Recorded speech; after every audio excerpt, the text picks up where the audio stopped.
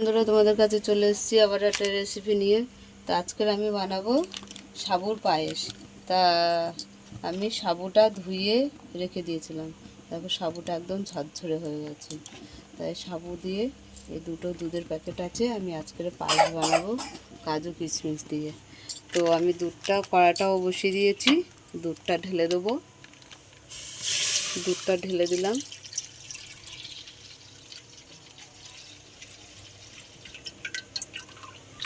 আরও এক প্যাকেট দিয়ে দিলাম।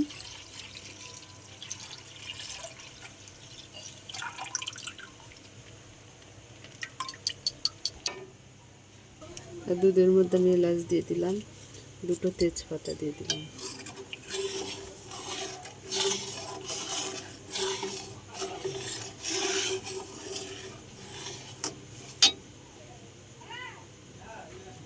তো আমি ধোয়া সাবুটা দিয়ে দিচ্ছি, কি সুন্দর ঝরঝরে।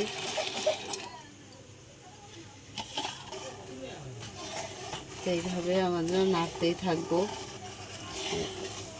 সাবুর পায়েস তো তাড়াতাড়ি এঁটে যায়।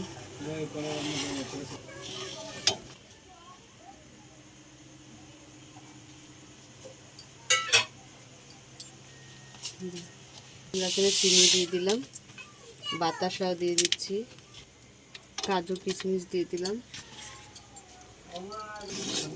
তো দেখো আমাদের সাবুর পায়েসটা হয়ে গেছে, আমরা নামিয়ে নেব। অফ করে দিলাম, নামিয়ে নিলাম। আমাদের সাবুর পায়েস হয়ে গেছে কাজু কিশমিশ দিয়ে। তা তোমাদের কেমন লাগলো বলো, ভালো লাগলে লাইক করে দেবে, শেয়ার করে দেবে, কমেন্ট করে দেবে, ফেসবুকে ফলো করে দেবে, ইউটিউবে সাবস্ক্রাইব করে বন্ধু হয়ে পাশে থাকবে। টাটা।